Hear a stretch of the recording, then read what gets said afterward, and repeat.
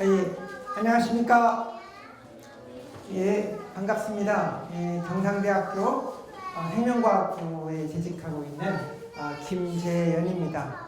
오늘 굉장히 어린 친구들부터 굉장히 지그시 연배가 있으신 분들까지 굉장히 이런 또 강연을 또 해보니까 저의 또 새로운 경험이 되는 것 같습니다. 오늘 정말 반갑고요. 최대한 여러분들에게 쉽게 제가 연구하고 있는 분야 관련해가지고 혹시라도 여러분들이 조금 잘못 알고 있는 어떤 그 생명과학 또는 생명공학 어떤 기술에 대해서 오늘 이렇게 자연스럽게 여러분들과 함께하는 시간을 갖고자 합니다. 특히 여러분들 육종이라는 말 아세요? 육종? 몰라요? 우리가 먹는 모든 곡물들 있죠? 우리 농산물들을 우리가 먹잖아요. 농산물들이 지금까지 우리 식탁에 오기까지 농부들이 재배를 하고, 또 농부들이 재배를 하기 전에는 농부들이 또 어디선가 씨앗을 가져다가 재배를 하잖아요. 근데 좋은 씨앗을 심으면 풍성한 수확과 또 맛있는 어떤 그런 곡식이라든가 뭐 이런 것들을 거둘 수 있지만, 씨앗이 나쁘면은 수확량도 줄고 또 얻어진 그 농산물도 볼품이 없겠죠.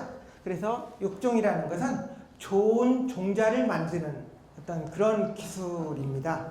그래서 오래전부터 한 1만 년 이상 우리 농경 문화가 시작될 때부터 이제 시작된 그런 기술이에요. 그리고 유전자 가위라는 말은 혹시 여러분들도 들어보신 분들이 있을까요? 최근에 나온 신기술의 이제 하나이고요. 이런 것들이 결합되어서 앞으로 어떻게 우리 생활을 조금 더 풍요롭게 할 것인가, 또 생명공학 기술이 과연 어떻게 또 우리 일상생활 속에 다가올 수 있는가, 그리고 또 우리가 조금 잘못 이해하고 있는 생명공학 기술에 대해서도 한번 짚어보는 시간이 됐으면 합니다. 우선 제가 여기 자료를 여러분들 이해를 돕기 위해서 다양한 사진들이 있는데 인터넷이라든가 이런 데서 많이 가져왔고, 또 다른 분의 슬라이드도 빌려와서 먼저 감사를 표하고요. 저는 경상대학교에서 이제 2003년부터 연구를 시작하고 있고요. 연구 분야는 조금 굉장히 기초적인 생명 현상을 연구하는, 어떻게 생명체가 하나의 그 수정란으로부터 시작해서 고등식물이 되고, 또 고등식물들이 어떻게 각 세포 간에 물질을 서로 주고받는 어떤 그런 교환이라든가 어떤 정보의 교환, 이런 것들이 일어나는 어떤 세포와 세포를 연결하는 채널, 우리가 이제 이 방과 저 방이 있다 그러면 그 방에 통로가 있으면 그 통로를 타고 다양한, 우리가 사람도 왔다 갔다 할 수 있고 책상도 옮길 수 있고 하듯이 세포도 이제 그러한 일들을 하고 있습니다. 그러면 굉장히 기초적인 연구를 오랫동안 이제 수행을 하다가 최근에 이제 유전자 가위 관련해 갖고 육종 관련한 연구를 이제 시작하고 있습니다. 특히 이 분야는 이제 굉장히 최근에 나온 분야이고, 한국에서도 많은 연구자들이 이제 관심을 가지고 이 연구를 시작하고 있습니다. 그래서 저희가 이제 공부하는 모임인 그 신육종 혁신기술 연구회를 올해 초에 창립을 해서 지금 이제 저희들이 컨퍼런스도 갖고, 또 여러 산업체, 회사라든가 연구소, 그 다음에 대학, 이런 연구자들 간에 서로 다양한 최신의 정보도 교환을 하고, 또 회원들 간에 서로 만나서 여러 가지 자신들의 경험을 이렇게 공유하고, 또 우리가 또 만든 어떤 성과물들을 또 연구자들 간에 공유함으로써 더 이 분야의 연구가 빨리 잘 진행될 수 있게 서로 돕자 하는 그런 모임이고요. 그 다음에 또 무엇보다도 어떤 신기술이 항상 우리 사회에 채택이 될 때는 단지 과학자들만 어떤 기술을 개발을 하는 것들이 아니라 그 과학 기술이 여러 일반 시민들에게도 공감되고, 또 시민들에게 필요한 어떤 영역들의 기술이 될 수 있도록 시민이나 정부 이렇게 좀 소통을 강화해서 과학자들만 어떤 뭐 신기술을 알고 가는 것들이 아니라 그런 것들이 과연 어떤 기술이고 또 이런 기회를 통해서 여러분들과 같이 서로 소통을 하면서 이런 어떤 신기술들이 왜 필요한지에 대해서 이렇게 말씀드리는 그런 차원에서 또 오늘 제가 이제 적극적으로 이런 그 모임을 지원을 해서 여기 오게 되었습니다. 자, 우리 이제 여기 있는 분들 다 굉장히 엄청난 우리가 인간입니다. 휴먼 인간 여러분들. 이 인간이 얼마나 대단한 존재입니까? 생각을 해보면 지구상의 최고의 어떤 최고의 생명체죠. 그래서 먹이사슬의 최첨단에 있고요. 그리고 또 무엇보다도 생명의 비밀을 우리는 탐구하고 알아낸 그런 유일한 지구상의 생명체이죠. 우리 생명의 비밀이 과연 어디에 숨어 있을까요? 예, 맞습니다. 아주 좋아요. DNA가 사실은 우리 생명체가 갖는 지금 제가 말하고 행동하고 생각하고 하는 것조차도 어떻게 보면은 DNA로부터 나온 어떤 그런 정보에 의해서 된다고 볼 수도 있어요. 인간이 얼마나 대단하냐면 이런 어떤 DNA 정보 속에 그런 생명의 신비가 숨어 있다는 것을 이제 알고 지금은 아는 것을 넘어서서 이용하는 단계로 과학기술이 발전을 하고 있습니다. 더군다나 이 생명의 영역은 사실은 종교를 가진 분들은 어떤 인간의 영역이 아니라 신의 영역이겠죠. 옛날에는 뭐 신이 인간을 창조하고 기독교에서는 인간을 뭐 창조했다고 그러고 뭐 많은 종교에서는 뭐 그런 식의 생각을 할 수가 있고 또 과학자들은 인간은 굉장히 단순한 생명체로부터 점점 오랜 세월 동안 진화를 해가지고 지금 이렇게 우리가 복잡하고 영특한 인간이 됐다고 해요. 그리고 이제 우리는 침팬지하고도 엄청난 오래전에 이렇게 갈라져가지고 이렇게 온 거죠. 어떻게 보면 이게 과학자들이 보는 인간의 진화와 그 종교를 갖는 분들이 보는 생각이 창조론과 진화론이 완전히 부딪히고 있죠. 그런데 이게 보면은 이게 뭐 같습니까? 예, 세포. 이게 박테리아입니다. 세포, 세균이라고 하는 것들이에요. 우리 몸에도 많고 손에도 많고 우리 뱃속에도 많고 그러한 어떤 세균인데 이 세균은 좀 특별한 세균이에요. 원래부터 자연계에 존재했던 세균이 아니라 세균의 껍질에다가 아까 생명의 비밀이라고 하는 DNA를 과학자들이 완전히 합성해가지고 는 인공생명체입니다. 그러니까 옛날에는 신의 영역이었거나 인간이 감히 엄두를 못 냈던 그런 생명 창조의 영역에 지금은 인간들이 도전을 하고 있고 점점점 복잡한 생명체 쪽에 도전을 하고 있어요. 그래서 이게 이제 버전 3인데요. 버전 1부터 간단한 것부터 버전 2, 버전 3에서 이제 완벽하게 하나의 박테리아가 돼서 얘들은 세포 분열도 하고 자기 자식을 낳을 수 있는 그런 생명체가 되었어요. 굉장히 놀라운. 그리고 또 인간은 정말로 이제 달도 갔고 또 미래에는 지금 화성에도 식민지를 개척하려고 하고 있고 그런 일들을 지금 엄청나게 빠른 속도로 진행하고 있고 얼마 전에 어떤 그 회사는 그 민간인에게도 우주 여행 서비스를 한 2억 8천만 원을 받고 했다고 그래요. 그리고 그 앨런 머스크가 만든 스페이스X는 2003년부터 달나라에 여행을 가는 그런 프로그램을 이제 진행을 하고 있고 실제로 화성에 식민지를 개척하는 어떤 그런 플랜 하에서 기업들이 생각을 하고 일을 하고 있죠. 그런데 사람들은 그걸 다 웃기는 소리라고 말도 안 되는 소리라고 처음엔 그랬어요.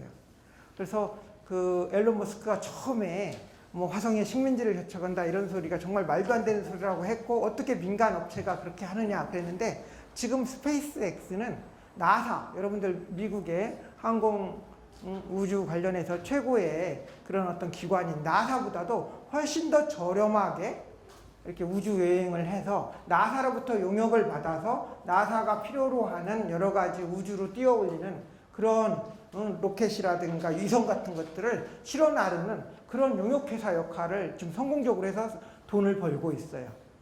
굉장히 빠른 속도로 그런 것들이 진행이 되고 있어서 미래 언젠가는 우리 인간들이 외계 행성에 진행을 해야 되고, 사실은 여러분들 다 아시다시피 이 태양계는 유한한, 수명이 유한한 공간이에요. 그래서 원래 태양계는 한 100억 년 정도의 수명이 있다고 그래요. 근데 약 45억 년 정도가 이제 지났으니까, 만약에 인류가 어쨌든 100억 년 내에 태양계 수명 내에서 이 태양계를 벗어나지 못하면 인류 문명이 더 이상 지속될 수도 없겠죠. 그래서 사실상 아주 우리에게는 먼 얘기지만 우리 자손의 시대에 인류 문명이 살아남기 위해서는 그렇게 거시적인 우리가 플랜을 가지고 과학에 도전을 해야 인류 문명이 살아남을 수 있다. 이런 생각을 가지고 실제로 거기에 기여를 하기 위해서 일하는 분들이 있다는 거죠. 저는 그래서 그 앨런 머스크가 돈도 잘 벌지만 그런 스케일 있게 이렇게 뭔가 비전을 가지고 이렇게 하는 것들이 굉장히 마음에 들어서 굉장히 저는 존경을 하고 있습니다. 이런 인간, 이런 과학 문명, 그런데 이건 못지않게 또 한쪽은 어두운 그림자가 있습니다. 우리 지구상의 인류가 어떤 이룩한 찬란한 문명 옆에는 굉장히 이 전 세계에 아직도 못 사는 나라들, 여기 이제 색깔이 진할수록 대개는 못 사는 나라, 굶주림의 어떤 허덕이고 있는 나라인데, 우리 멀리 갈 필요도 없이 우리 북한만 보더라도, 우리 나라이고 우리 그 이웃인 북한만 보더라도 굉장히 배고픔에 허덕이는 삶을 살고 있습니다. 참 안타깝죠? 놀랍게도 지금 77억의 인구가 있어요, 전 지구상에. 그런데 약 10% 정도가 실제로 배고픈 배를 이렇게 안고 잠자리 든다고 그래요. 근데 이제 우리 한국은 너무도 먹을 것도 풍부하고 뭐 다이어트 하느라고 오히려 굶고 자는 경우는 있어도 뭐 쌀이 없어가지고 굶고 자는 경우는 거의 없죠. 그렇지만 이제 우리 그 지구촌을 본다면은 아직도 엄청나게 슬픈 현실들이 여기저기서 일어나고 있고요. 또 한 1.5억 명의 어린이들이 실제로 영양 부족 상태이고, 매초 수명의 그 어린이들이 이런 영양 실조로 죽어가고 있다고 그럽니다. 그래서 참 안타까운 현실. 그래서 그렇다면은 앞으로의 어떤 식량 상황은 어떨 것인가 이렇게 보면은, 지금 이제 이게 참 만만치 않게 제가 그 공부를 끝내고 2003년도에 여기 와서 이렇게 보면은 그 당시에 인구가 한 63억 정도 됐어요. 그리고 그 당시에 이렇게 나왔던 이렇게 점선으로 이렇게 인구가 늘어날 거라고 했는데, 지금 2019년, 20년 가까이 됐는데 77억이 됐어요. 딱 맞았죠, 지금? 63억에서 77억까지. 그래서 50년이 되면은 약 92억에서 한 100억 정도의 인구가 된다고 합니다. 그러면은 인구가 이렇게 쭉 늘어나고 있고, 실제로 그때 식량도 이렇게 늘어나고 있습니다. 여기까지 식량도, 인구가 늘어남에 따라 식량도 쭉 늘어나긴 했는데, 앞으로도 계속 유사하게 늘어나야 되겠죠, 식량이. 그런데 문제는 이렇게 식량을 쭉 늘리려면은 농사를 잘 지어야 되는데, 문제는 요즘에 이제 이상기후 현상이라든가 이런 것 때문에 참 가늠하기가 되려 어렵죠. 우리나라만 해도 올 가을에 엄청나게 태풍이 여러 번 와갖고, 우리 형님이, 저희 형님이 지금 농사를 짓고 계시는데, 이렇게 한번 벼가 쓰러지고 또 태풍이 오니까 또 쓰러지고, 옛날에는 뭐 조금 더 못 살고 그랬다는데 그걸 다 이렇게 세웠다고 그럽니다. 지금은 노동력도 없고 해서 사실은 쓰러지면은 그렇게 이렇게 세울 인력이 시골에 없고요. 그러면 싹이 난다고 그럽니다. 바로 벼에서.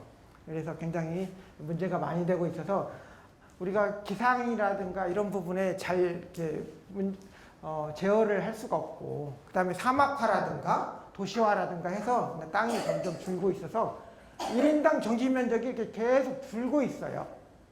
자, 그러면은 식량은 계속 생산을 해야 되는데 경지 면적은 계속 줄고 있잖아요. 그래서 참 걱정이고, 그 다음에 무엇보다도 지금까지는 그 곡물의 생산 증가 속도가 인구 증가 속도보다 이렇게 높았다고 합니다. 그런데 그게 한 2000년대 이후로 이게 데드크로스가 일어났다고 이제 그래요. 그런데 이게 뭐냐면, 이제는 인구 증가 속도가 곡물 생산 속도보다 이제 커지는 상황이 벌어졌다라는 거죠. 그래서 앞으로 이렇게 식량을 계속 증가시키는 것 자체가 상당히 우리에게 도전적인 과제다.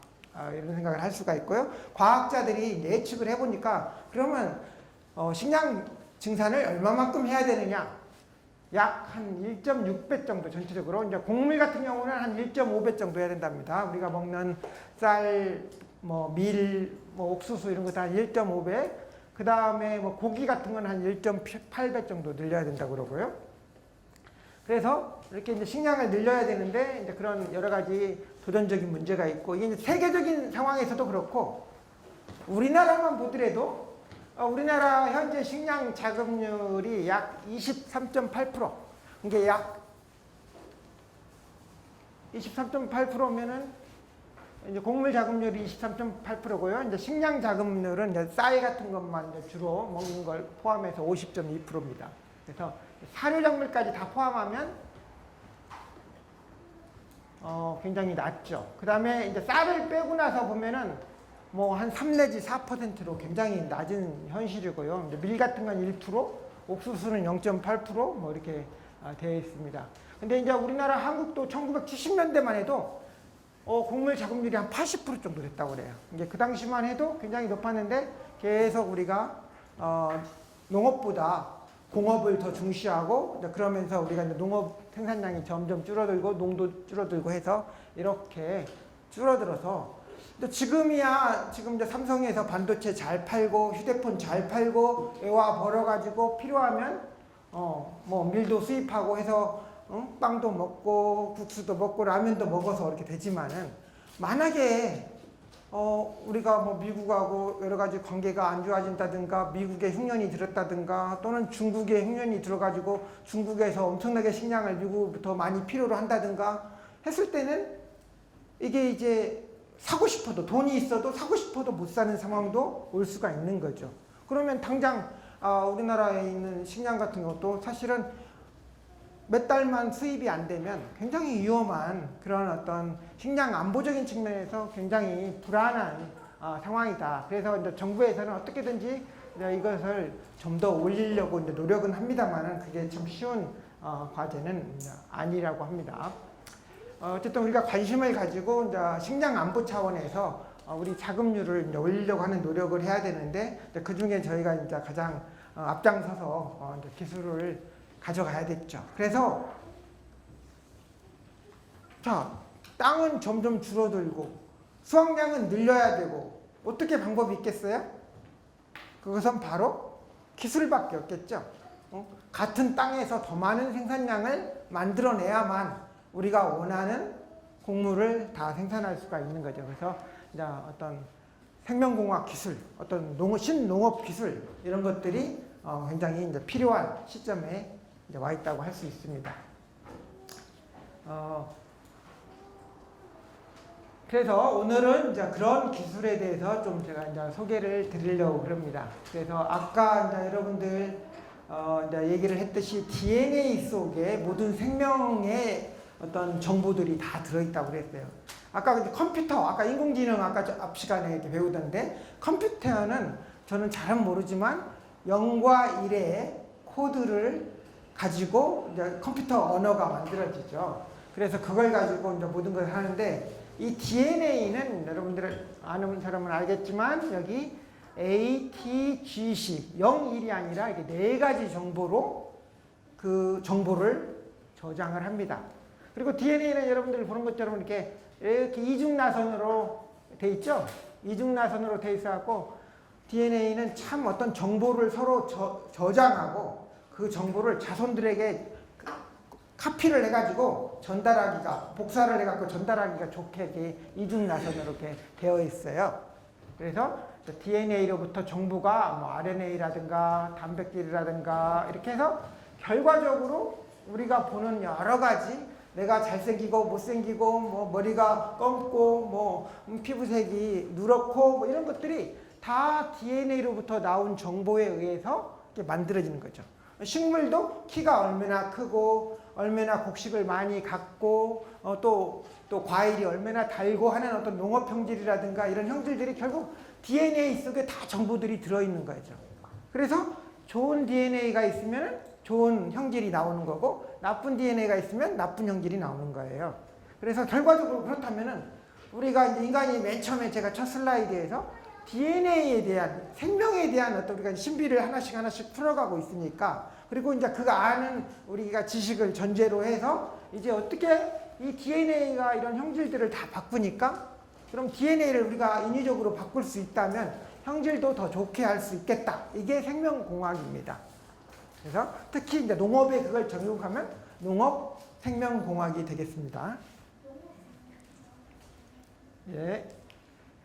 자, 여러분 잘 아시죠? 이게 누구예요?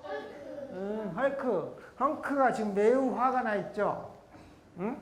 헐크는 화가 나면은 이렇게 몸이 커지고 이렇게 이제 몬스터처럼 괴물들이 딱 돼요. 막 성격도 상당히.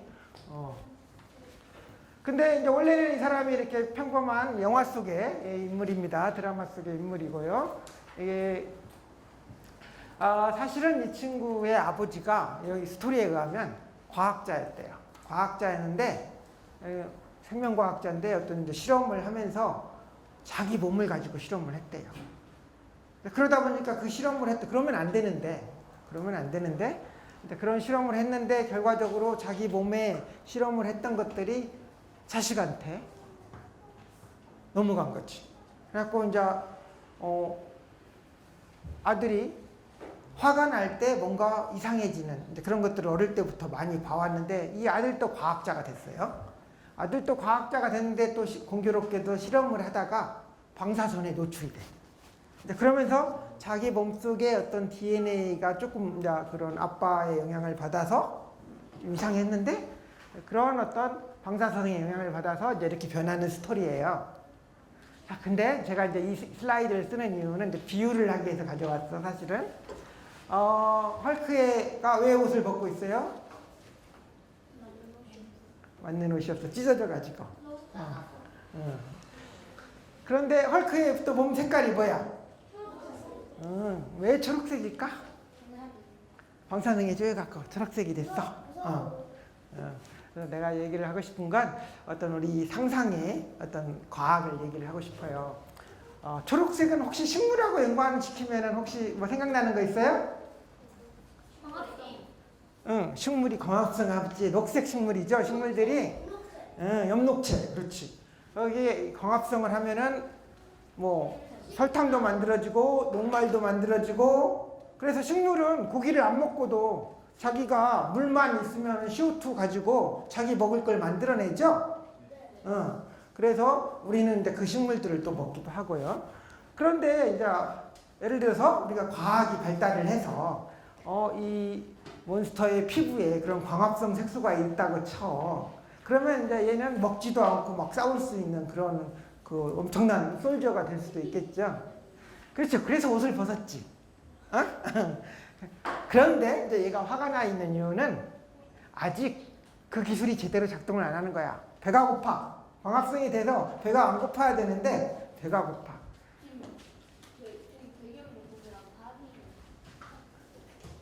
밤이라서? 그럴 수도 있겠네. 자, 그런데 제가 이제 얘기하고 싶은 과학 기술이라는 게 완벽한 기술이 없어요. 항상 계속해서 조금씩 이제 발전을 하는 거고요. 그래서 얘도 이제 우리가 어떤 과학 기술에 항상 완벽한 기술이 있는 것도 아니라 우리 뭐 예를 들어서 삼성의 휴대폰도 그 옛날에 배터리 문제 있어갖고 이렇게 다시 개발돼서 또 나오기도 하고 그러듯이 뭔가 문제가 있으면 그걸 또 다시 고치고 해서 이렇게 점점 개선을 하고 또 어떤 시기가 되면 그게 핵심적인 또 다른 기술이 나오고 또 혁신적인 기술 자체도 약간의 단점이 있고 그걸 다시 고쳐나가는 그런 과정을 이제 되풀이하는 거죠. 그래서 이제 여러분들이 영화 같은 걸 보면은 만화 영화 뭐 이런 공상 과학 영화를 보면은 이런 영화 봤죠? 이렇게 엑스맨 같은 데 보면은 이 친구들이 대개는 돌연변이 인간들이에요. 돌연변이 인간들. 그래서 돌연변이 인간들이 대개는 이제 드라마상에 보면은 나쁜 생각을 가지고 있어서 인간을 해치려고 하는 돌연변이 인간도 있고 또는 함께 또 인간 편에 서서 같이 인간을 이해하고 함께 싸우려고 하는 좋은 돌연변이도 있죠. 그쵸? 근데 이게 이제 DNA예요. DNA가 실제로 우리 몸속에 다 세포마다 다 있고 식물도 다 가지고 있는데 이 DNA는 이렇게 환경에서 이렇게 스트레스를 받고 그러면은 깨지기도 해요. 그리고 돌연변이가 일어나요. 그런 변이들이 많이. 그런데 대다수의 변이들은 많이 잘 고쳐져요. 그리고 실제로 이러한 어떤 제가 여기서 이제 변이 얘기를 하는 건데 이 변이가 굉장히 많이 우리 몸속에서도 일어난다는 걸 얘기를 하고 있고 변이가 잘못 일어나면 암도 될 수가 있고 나쁜 변이도 있을 수 있고 또 어떤 변이는 또 뭐 그렇게 무해하지 않은 변이도 있어요. 그래서 이런 변이는 어떻게 보면 아까 DNA는 내 DNA를 내 자식에게 그대로 물려주는데 굉장히 유리한 코피를 하는 구조라고 그랬죠. 근데 또 하나의 특성이 뭐가 있냐면 조금씩 변해서 내려가요. 그래서 내가 내 자식에게 내 DNA를 유전자를 줄 때 이게 일정 정도 돌연변이들도 함께 물려주게 돼요. 어쩔 수 없이. 그래서 그것도 뭐 나이가 많을 때 아이를 낳았을 때하고 나이가 적을 때 아이를 낳았을 때하고 그 돌연변이 수가 틀릴 수도 있어요. 그래서 특히 여성들 같은 경우에는 최대한 어린 시기에 너무 나이가 많이 있어서 아이를 갖는 것보다 조금 더 젊었을 때 아이를 갖는 것을 권장을 하는 이유는 그런 유전자의 돌연변이들이 나이가 많아지면 더 많이 생겨서 기형아를 낳을 확률이 조금 높아지기 때문에 이제 그런 것도 있어요. 그런데 이 변이가 왜 얼마나 사실은 생명체가 살아가면서 중요하냐면 바깥에 나가서 살아남기 위해서는 다양한 자연 환경은 막 변하죠.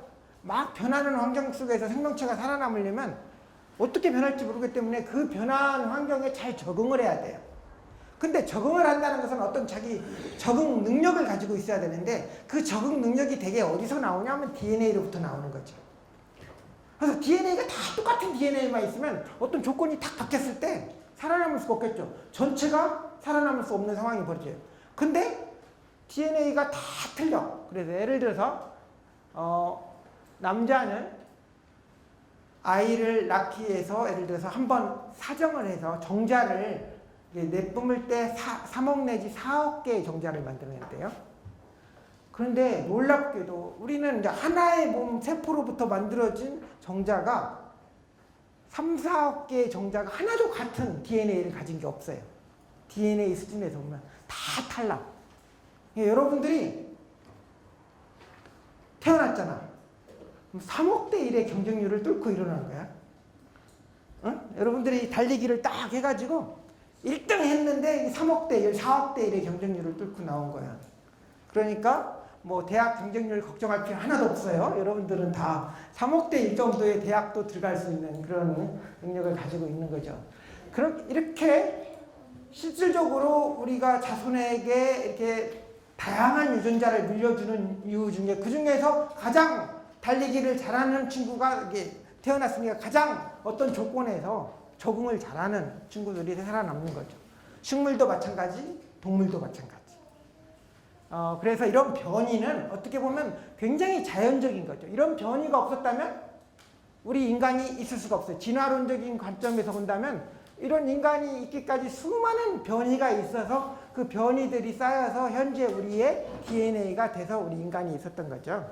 그래서 변이 자체가 저는 이제 상당히 DNA는 아주 기본적인 거라는 거 말씀드리고 싶고, 저희 이제 가족 사진입니다.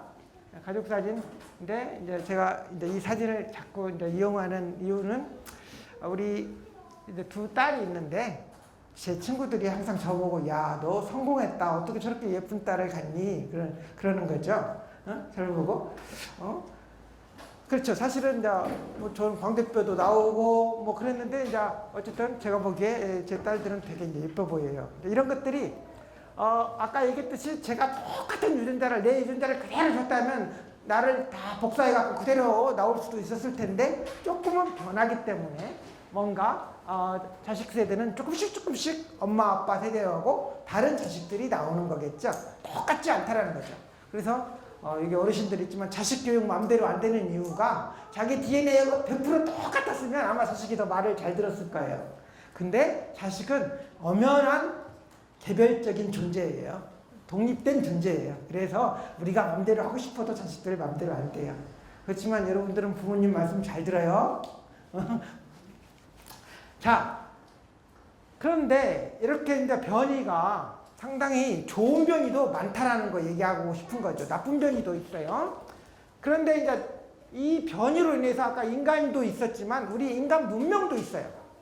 우리가 지금 77억의 인구가 이 지구상에서 먹고 살 수 있는 것은 예를 들어서 요런 옛날 이게 옥수수의 조상입니다. 테오신테라고 하는 지금도 멕시코 지역에 가면 옥수수 조상을 볼 수 있는데 만약에 이런 옥수수 조상을 지금도 우리가 재배를 하고 있다고 하면 이걸 가지고 우리 식량을 한다고 그러면 77억의 인구가 먹고 살 수 없겠죠.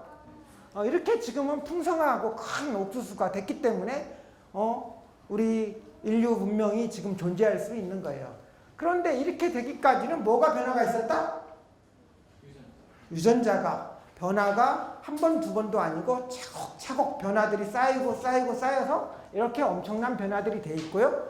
또 옥수수가 한 종류만 있는 게 아니라 굉장히 많은 옥수수들이 있어요. 그래서 이렇게 어떤 옥수수는 다 똑같은 옥수수 우리가 먹고 자기들끼리 교배도 시키고 다 그런데 유전자에서 보면은 한 1000여 개의 유전자가 더 있는 것도 있고 없는 것도 있고 그렇게 차이가 많이 변이를 보여요.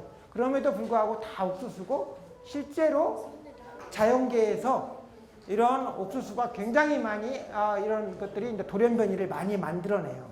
그래서 돌연변이가 굉장히 어떤 육종에 있어서 굉장히 필요한 사항이라는 거고요.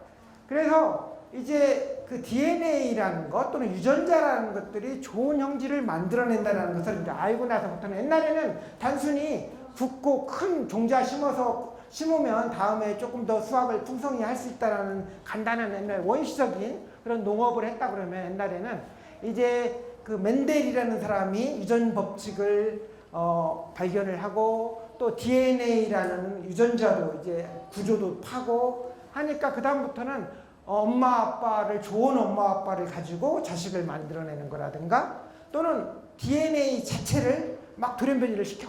그래서 돌연변이 된 것 중에 아까 뭐 3개 중에 하나 좋은 걸 골라내듯이 그렇게 골라내는 돌연변이 육종을 해요. 이게 많은 변이가 있는 것 중에 좋은 것만 골라서 종자를 쓴다는 뜻이에요. 그 다음에 최근에는 그렇게 돌연변이를 막 아무거나 시키는 게 아니라 원하는 형질만 넣을 수 있는 유전자 한두 개를 집어넣는 거. 여러분들 이게 생명공학 육종이라고 그러는데 혹시 GMO 들어봤어요? GMO? 네, GMO 가지고 상당히 GMO 안 좋아하는 분들도 있고 이제 그렇긴 한데 사실은 이렇게 생명공학 육종이 이제 GM 기술, 유전공학을 이용한 이제 기술을 통해서 육종을 하는 거예요.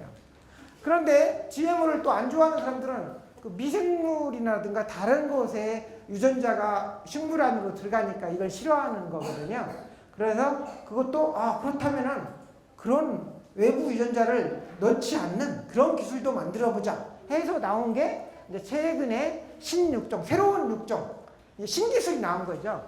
그래서 이제는 외부 유전자를 넣지 않고 원래 자기 몸에 있는 유전자만을 변이를 주는 그런 신기술을 만든 게 바로 정밀육종, 유전자 가해 기반의 이제 정밀육종 기술이에요.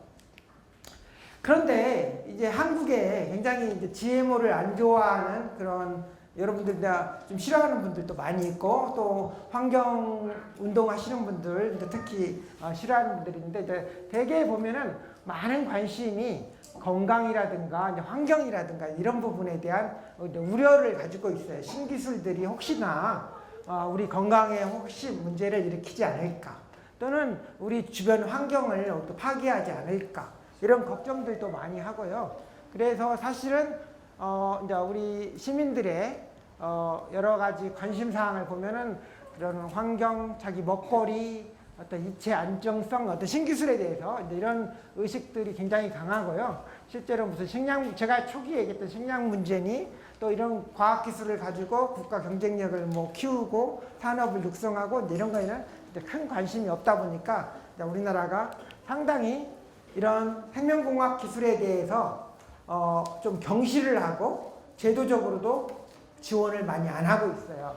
그래서 이제 세계적으로 보면은 이제 GM 생명공학 작물이 이제 96년도에 출시가 됐으니까 한 23년 정도 이미 돼 있고, 전 세계 종자 시장의 한 54% 정도가 이미 이러한 작물들을 사용하고 있고요. 그 다음에 이제 세계적으로는 한 26개국의 굉장히 많은 땅에서 이런 작물들이 자라고 있어요. 그래서 이제 거의 글로벌에서는 이제 거의 받아들여지는 일반적인 이제 추세지만, 국내는 굉장히 엄격한 그러한 어떤 규제라든가 이런 걸로 인해서 실제로 우리나라에서는 아직 이런 생명공학 작물을 하나도 공식적으로 국내에서는 재배를 하고 있지 않아요. 그렇지만 역설적이게도 우리는 곡물 자급률이 23%밖에 안 되기 때문에 한 75% 정도는 거의 3배 정도를 수입에 의존을 하고 있죠. 그 다음에 이제 우리가 먹는 것만 해도 실제로 한 평균 여기 있는 분들 1인당 2kg 정도를 1년에 먹습니다. 여러분들이 1년에 먹는 쌀 있잖아요. 밥. 이런 곡식이 한 몇 킬로그램 정도 될 것 같아요? 1년에?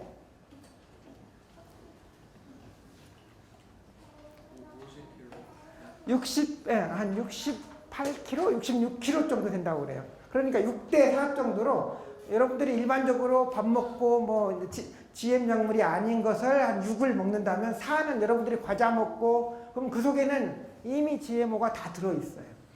뭐 당이라든가, 그 다음에 뭐 기름 같은 것도 다 GMO를 먹고 있어요, 사실은.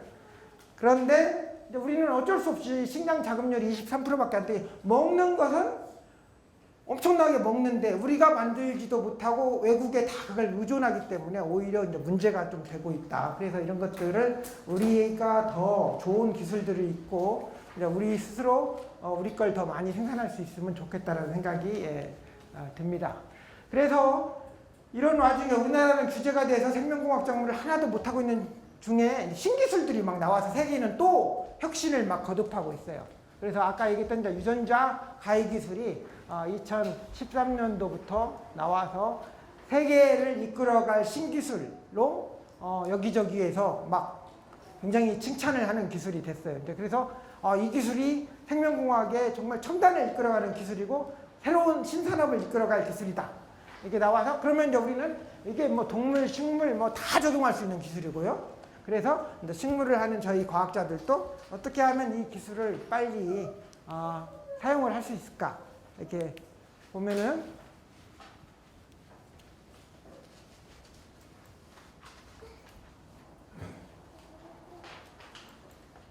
안 되네.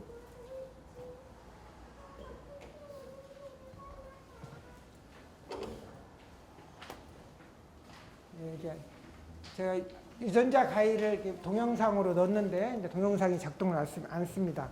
그래서 이제 유전자 가위는 뭐냐면요. 아까 DNA에 모든 정보가 있다고 그러는데 DNA를 변화를 시켜주면 뭔가 우리가 형질을 바꿀 수 있다고 그랬죠. DNA를 변화를 시키는데 유전자 가위니까 유전자는 DNA예요. 가위는 뭐죠? 잘라주는 거예요. 그러면 어떻게 유전자가 DNA가 엄청나게 우리 중요한 생명 정보를 가지고 있는데 그걸 자르면 문제가 돼, 안 돼? 그렇죠. 내가 자식한테 DNA를 물려줘야 되는데 그게 조각조각 났다. 그러면은 큰일 나겠죠? 그러니까 모든 생명체는 그 DNA가 잘라지면 그걸 빨리 이으려고 하는 그런 어떤 세포를 잇는 능력을 가지고 있어요. 근데 능력이 이제 여러 가지 방식이 있는데 근데 모든 것은 완벽한 게 없다고 그랬죠. 우리 인간이 만든 기술도 완벽한 게 없지만 자연도 완벽하지 않아요. 그래서 이렇게 DNA가 끊어지면 굉장히 위험하니까 빨리 잇는 과정 속에서 약간의 에러를 만들어요. 실수를 한다는 거지. 실수가 변화를 일으키는 거고 그게 변이가 되는 거예요. 근데 이제 유전자 가위의 특성은 이 유전자 가위가 아무 데나 가서 막 자르면은 큰 문제가 되겠죠. 그런데 유전자 가위에는 정확한 미사일이 뭔가 또 쏘면은 아무 데나 막 가는 게 아니라 정확히 어디로 가라 하면 어디로 쭉 가듯이 그렇게 주소를 가지고 가는 그런 게 유전자 가위 기술이에요. 그래서 원하는 DNA로만 가서 그 DNA를 자르면은 DNA가 고쳐지는 과정 중에서 일부 변이가 일어날 수 있다. 근데 우리는 항상 그 변이가 오히려 육종에서는 굉장히 도움이 되는 거죠. 그런 것들을 골라서 다음 세대에 갈 수가 있는데, 그래서 지금 나온 유전자 가위 기술은 다양한 게 있어요. 이게 자르면은 DNA가 약간 문제가 생기는 어떤, 그래서 DNA가 여러분들이 염기라는 게 있는데 DNA를 이루고 있는 기본 단위가 염기들이 모여서 긴 DNA 가닥이 되는데, 그 DNA가 한두 개가 사라지거나 새로 생기거나, 또는 이렇게 보는 것처럼 유전자 연필은 이렇게 쭉 지우개 있죠? 지우개로 싹 지우고 A를 G로 딱 바꿔서 쓰는 연필. 유전자 가위를 자르면 그 자리가 이렇게 바뀌는 거. 그 다음에 이제 내가 유전자 인쇄라고 했는데, 이렇게 딱 인쇄기처럼 판을 만들어 갖고 찍으면은 원하는 위치가 딱 자기가 찍는 위치로 착 바뀌는 이런 다양한 기술들이 이제 나오고 있고 점점점 개량이 되고 있어요. 이게 완벽하다고만은 할 수 없지만 지금도 이제 시연이 되고 있고 점점점 굉장한 속도로 이제 막 발전을 하고 있어서, 이제 우리가 생명의 모든 비밀을 가지고 있는 DNA에 대한 이해를 바탕으로 해서 DNA를 어떻게 바꾸면은 바꿀 수 있는 기술을 우리가 획득하게 된 거죠, 이제는. 그래서 원하는 방향으로 이제 DNA를 바꿀 수가 있더라. 그래서 DNA를 이제 다양한 방식으로 이제 바꿀 수 있는 지금까지 어떤 기본 6종 기술들이 있습니다. 그래서 6종 기술들이 굉장히 옛날에는 방사선도 쪼였고 화학물질도 쪼였고 그 다음에 자연적으로도 일어나고 이제 이랬다가, 그 다음에 아까 GM 생명공학 기술도 있고 이제 유전자 가해 기반 어떤 것도 있고, 그 다음에 사실상 어떤 새로운 유전자가 밖으로 들어오는 것은 교배를 통해서도 들어올 수가 있겠죠. 그래서 사실 이게 이제 토마토인데요. 현재 우리가 먹는 토마토는 순수한 토마토가 아닙니다. 대개는 교배를 통해 가지고 토마토 친척들과 교배를 통해서 병저항성 유전자라든가 이런 것들이 우리가 먹는 토마토 속에 많이 들어와 있어요. 이미 어떻게 보면은 많은 유전자가 섞여서 건강한 우리 농산물이 됐다라는 뜻이에요. 근데 이 정도의 그게 인간으로 비교하면 여러분들 아마 우리 인간을 호모사피엔스라고 그래요. 호모사피엔스. 근데 우리 이제 인간이 여러 종족이 있었는데 종이 다른, 사실은 호모사피엔스가 워낙 호전적이어서 기존의 종족들은 다 멸살을 시킨 거예요. 어떻게 보면 옛날에 우리보다 먼저 나왔던 호모 에렉투스도 있고 네안데르탈인이라는 것도 있는데, 이 종과 종을 교배하는 게 지금 호모사피엔스하고 네안데르탈인하고 결혼해서 애를 낳는 거하고 똑같은 정도로, 그러면 한 100만 년 정도 전에 진화상에 갈라진 종족이 결혼을 하는 거하고 똑같다고 그럽니다.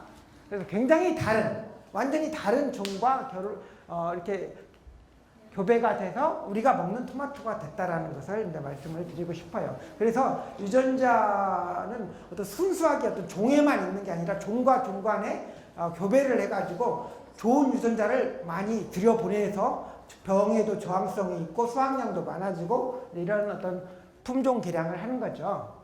그래서 아까 저희가 만들었던 유전자 가위는 기존의 그 GMO 생명공학 작물과 다른 점은 최종 산물의 외부 유전자가 없어요. 원래 작물이 가지고 있는 DNA만 약간의 변이를 원하는 곳에 만드는 거고요. 그래서 이제 정밀해서 안전성도 더 높을 것으로 보고 굉장히 경제적이어서 이제 이게 혁신을 가져올 수 있는 그런 기술로 생각이 되고 있어요. 자, 여러분, 원래 식물들이 씨 없는 걸 좋아할까요? 아니면은 씨가 있어야 될까요? 근데 우리가 먹는 귤이나 이런 자몽이나 이런 게 씨 있어요, 없어요? 없죠, 많은 경우. 그게 식물이 좋아서 그런 게 아니라 사실은 식물은 자기 자손을 남기기 위해서는 씨가 있어야 되는데 인간이 다 씨 없는 게 만들어버린 거야, 사실은. 그래서 육종이라는 것은 식물 중심으로 하는 게 육종이 아니라 사람 중심으로 하는 게 육종이에요. 사람에게 좋은 품종을 만들어내는 게 육종이고, 그래서 이것은 이렇게 만들 때 방사선을 쪼여갖고 이렇게 만들어요. 그럼 방사선을 쪼이면 굉장히 DNA가 조각조각 잘리기도 하고 막 많은 변이들이 일어나서 그럼에도 불구하고 그걸 가지고 또 셀렉션을 하고 그런 변이들을 좋은 것만 골라가지고 하면 이제 변이들이 많이 유전자에 남아있어 이렇게. 그런데도 여러분들이 시장에서 어떻게 사 먹냐 이런 걸 유기농 제품으로 사 먹어요. DNA가 주걱주걱 잘리고 엄청난 돌연변이가 일어나고 했는데도 불구하고 여러분들은 안전한 제품이다 하고 유기농으로 먹잖아요. 그런데 이걸 연구를 딱 해보면 이렇게 많은 유전자 중에 이 파란색 유전자가 씨를 없게 하는 유전자다. 그러면 다른 유전자는 건들 필요 없겠죠? 그래서 이제 그런 기술이 이제는 가능하다는 거지. 그래서 단지 이 파란색 유전자만 탁 원하는 방식으로 고치게 되면은 다른 유전자를 건들지 않고 안전하게 씨를 없앨 수가 있는 그런 기술이기 때문에 훨씬 더 정밀하고 그럼으로써 만약에 이런 유전자가 변화가 생겨서 알러지가 생긴다든가 이럴 수도 배제할 수 없겠죠. 그래서 훨씬 더 정밀하기 때문에 이제 일반적으로 조금 더 걱정을 덜 해도 되는 더 신기술이라고 얘기를 할 수 있습니다. 그래서 이런 것은 돌연변이가 엄청 많이 일어났는데 불구하고 유기농으로 팔리는데 이렇게 신기술로 딱 원하는 위치에 유전자 하나도 아니고 유전자의 한 베이스 그걸 이루는 진짜 뉴클레오 그 베이스 한두 개 바꿔도 훨씬 안전한데도 불구하고 이것은 더 사람들이 걱정을 해요. 왜 그러느냐? 사람들은 사람을 못 믿어요. 그래서 사람들이 만든 신기술을 못 믿어요. 근데 얘도 사실은 방사선 치고 했으니까 어떻게 보면 과학적 기술이 들어간 건데 왜 그러면은 걔들은 규제를 안 하냐? 단지 이게 역사가 한 80년 정도 됐어요. 그때는 이를 규제하는 그런 어떤 제도나 이런 것들이 없어가지고 그냥 외로. 근데 이제 최근에 나온 신기술들은 이런 규제를 다 적용을 받기 때문에 이 규제가 얼마나 용이하냐에 따라서 산업이 열리느냐 마느냐가 결정이 되는데 우리나라는 이게 굉장히 까다롭기로 유명한 전 세계에서 굉장히 유럽과 같이 굉장히 까다로운 나라 중에 이제 하나입니다. 자, 이게 뭡니까? 토마토. 또 뭐? 자몽. 네. 파프리카. 많이 나오네. 자, 그러면 힌트. 뭐? 사과. 사과 맞았습니다. 예, 사과. 근데 원래 사과가 속이 저렇나요? 아니요. 아니죠. 근데 야생의 사과는 저런 사과도 있어요. 꽃사과 같은 거 있죠. 그래서 이런 사과를 사실은 이렇게 만드는 데는 사과는 나무 심어서 꽃 피는 데만 4, 5년이 걸려요.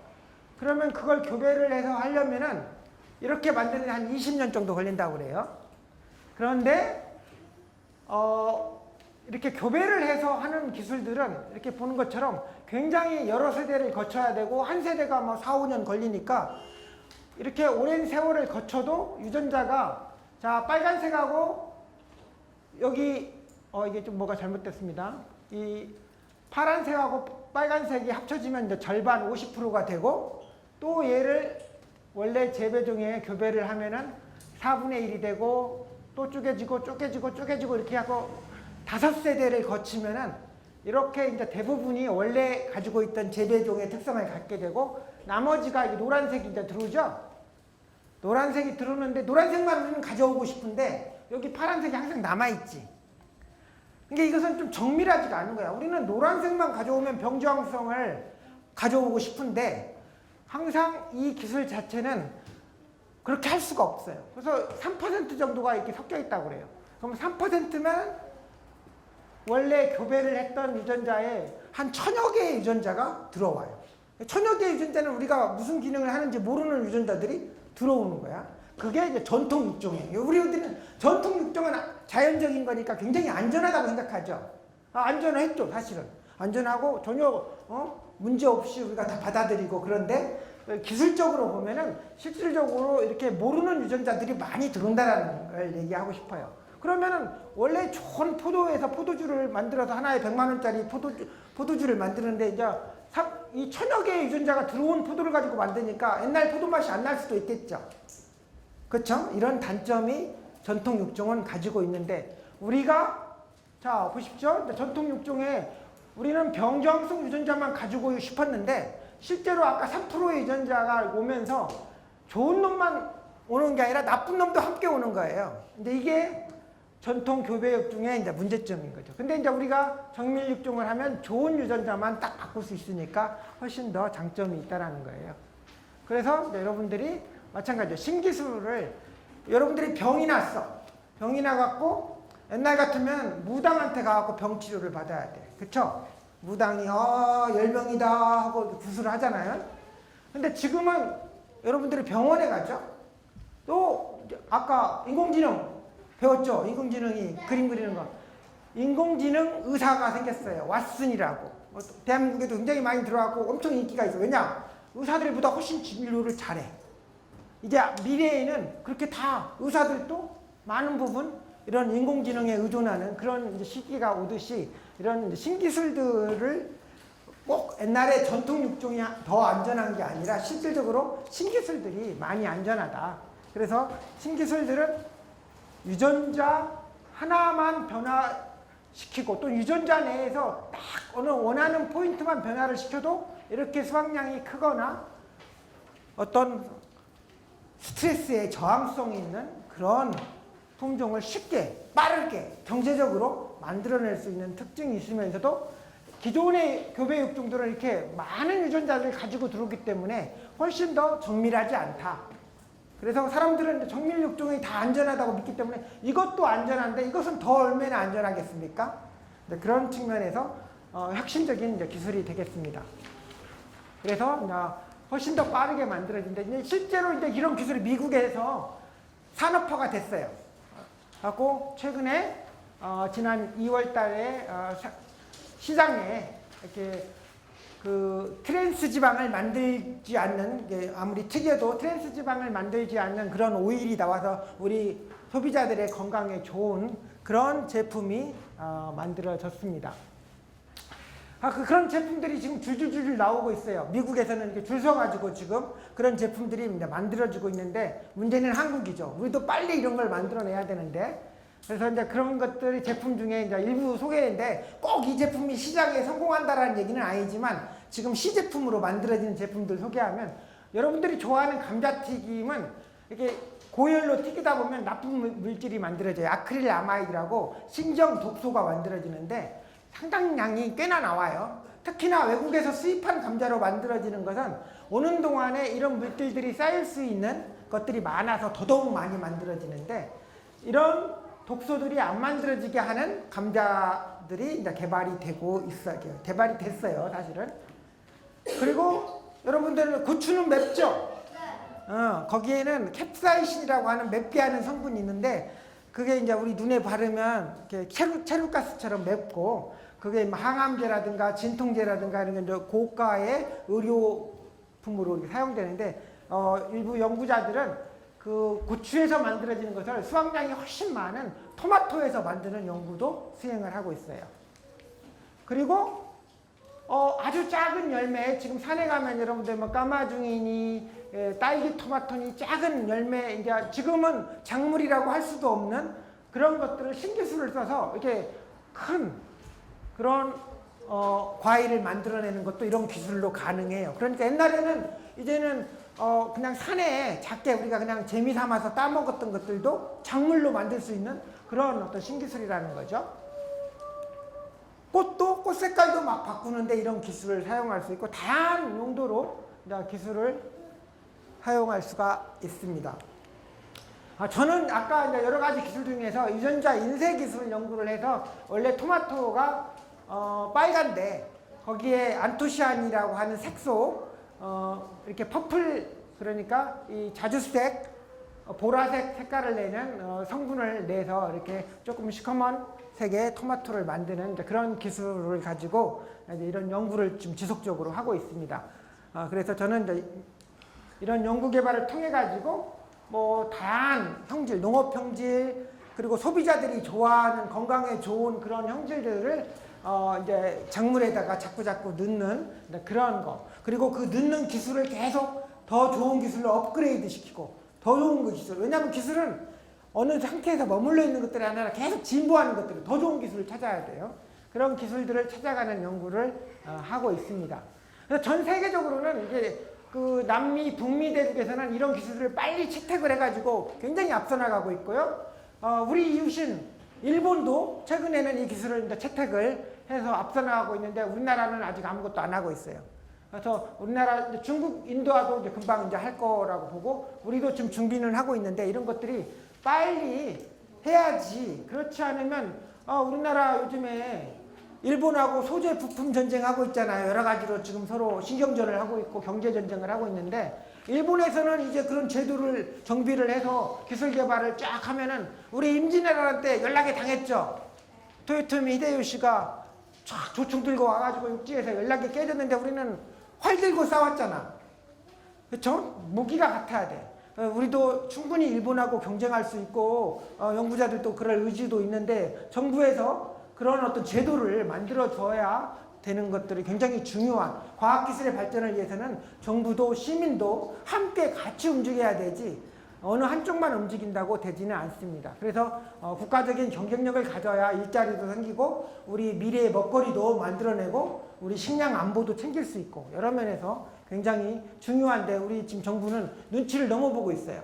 그래서 눈치를 너무 보고 다른 나라에서 어떻게 하는가 다 보고 나서 움직이려고 하니까 주도권을 뺏겨버리는 그런 또 우를 옛날에 그 GM 생명공학 작물처럼 또 유전자 가입 기술도 지금 그 우선권을 외국에 뺏길 가능성이 굉장히 높다라는 거죠. 잘못하면은. 그래서 빨리 이런 부분이 노력이 돼야 되고 세계적인 기업인 아까 얘기했던 듀퐁, 파이오니어 이런 기업들이 옛날에는 이 회사는 30년마다 큰 획을 바꿔서 회사의 진로를 바꾸는데 다이나마이트 팔다가 화학, 섬유, 나일론 팔다가 지금은 농업생명공학으로 그 길을 바꾸고 있으니까 미래에는 이런 농업생명공학이 우리나라는 지금 농업이 굉장히 천시받고 있지만 이게 생명공학 기술과 결합이 되면 우리 땅은 작지만은 전 세계로 우리 종자를 팔 수 있거든요. 종자는 불암당 종자는 금보다 훨씬 비싸고 이 농업의 반도체에 해당되는 그런 기술이기 때문에 우리가 빨리 이 부분의 기술을 좀 선점해서 여러 면에서 산업도 이끌고 우리 국민들에게 더더욱 안전한 먹거리도 제공을 하고 이런 식량 안보도 우리가 갖고 이런 것들이 굉장히 중요하다고 생각을 합니다. 좀 시간이 좀 없는 것 같아서 막 빨리빨리 했는데 좀 아쉬운 감이 있습니다. 혹시 이제 질문 있으면 질문 받도록 할게요. 아까 옥수수가 연이가 차곡차곡 쌓인다 그러셨잖아요. 그러면 나중에 옥수수가 바뀔 수 있잖아요. 그리고 방울토마토도 유전자 병형으로 생긴 거 아니에요? 맞아요. 원래 토마토는 그렇게 크지 않아요. 야생 토마토는 사실은 방울토마토만 했어요. 사실은 오히려 토마토가 원래는 방울토마토였던 것들이 이제 큰 토마토로 유전자가 차곡차곡 쌓이면서 그렇게 됐던 거예요. 옥수수도 처음에 작은 이만한 옥수수 한 줄짜리였던 것들이 지금은 20줄짜리 옥수수 굵은 우리가 막 이렇게 하모니카 불듯이 먹을 수 있는 옥수수가 된 것들이 유전자가 여러 면에서 인간에게 좋은 쪽으로 계속 변화를 시킨 거예요. 그렇다고 해서 유전자가 바뀌기 때문에 더 이상 옥수수가 아니다. 그건 아니죠. 아까 얘기했던 옥수수 여러 종류 다 봤는데 심지어 그 유전자 천여 개가 어떤 것은 더 있고 어떤 것은 없기도 한데 똑같은 옥수수이고 옥수수끼리 교배도 되고 전혀 문제가 없죠.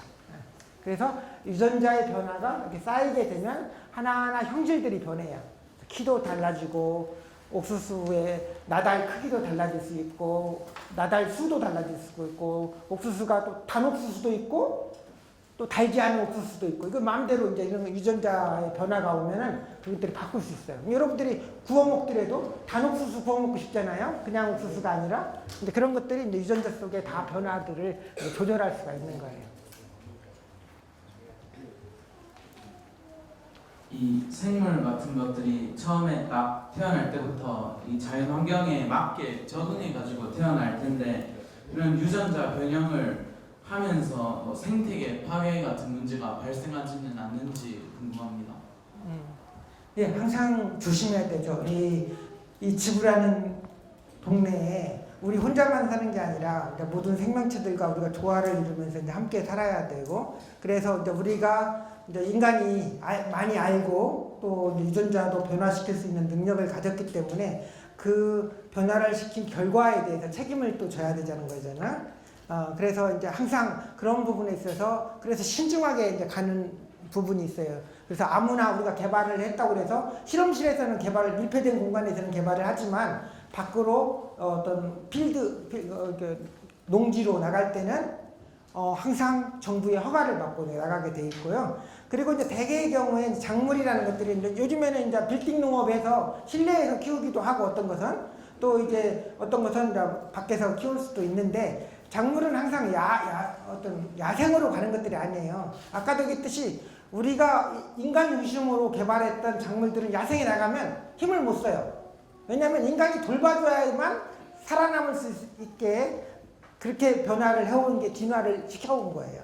그래서 어떻게 보면 옥수수가 크고 튼튼하니까 저 테오신테라고 아까 옥수수 자손 그 조상하고 훨씬 더 경쟁력이 강할 것 같지만 야생에 나가면 걔한테 져요.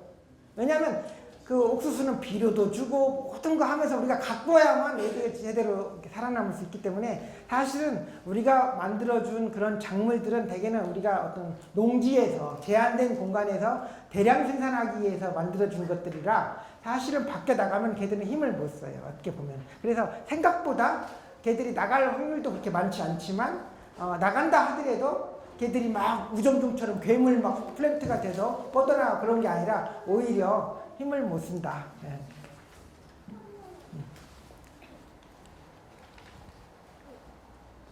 만약 진화를 믿는다면은 원숭이나 침팬지 같은 그런 동물들은 DNA 말고 세포를 기본으로 하잖아요. 그럼 그 세포가 만약에 진화론에 따르면은 인간으로 지내릴 때는 인간 DNA를 가지고 있으니까 세포가 DNA를 바뀔 수 있어요. 이제 생명을 이루는 기본 단위가 세포잖아요.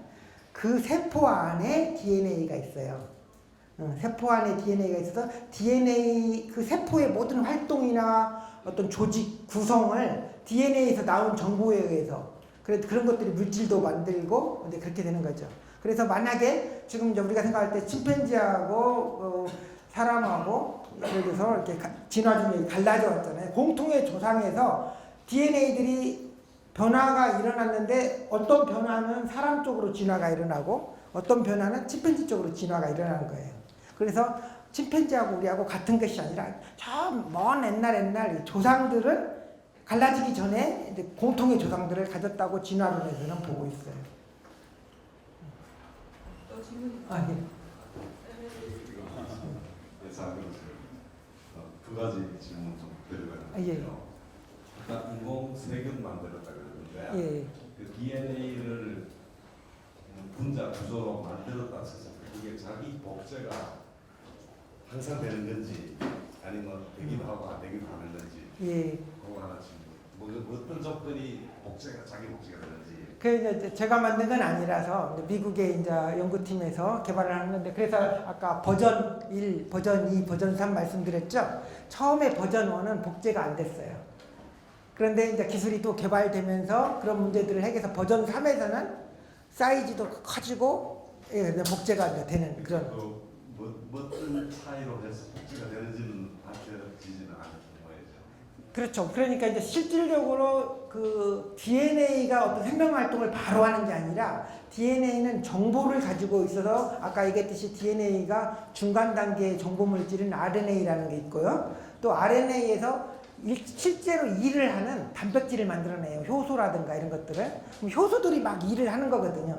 그래서 우리가 DNA를 넣어준다는 얘기는 아까 껍질은 저희가 빌렸다고 그랬잖아요. 그 껍질을 빌리고 지금 그 복제 송아지 만들고 하듯이 그때도 핵 DNA를 이렇게 핵을 넣어줄 때 그게 핵 세포의 다른 부분을 빌려와요.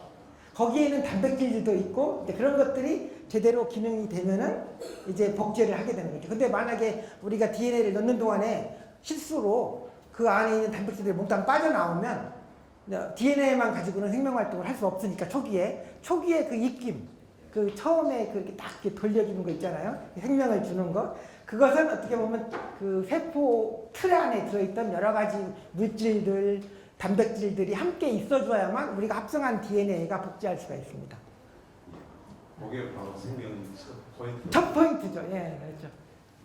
지금 식물학과 DNA는 단백질 주로 만드는데 식물 안에는 탄수화물도 있고 뭐 지방도 있고 그렇지 않습니까? 예. 그럼 단백질이 그 탄수화물 녹말이나 지방을 그렇죠. 만드는 겁니까? 그렇죠. 예. 이게 효수가 되면 효수가 일하는 노동자하고 똑같은 거죠. 예, 예, 예. 예, 고맙습니다.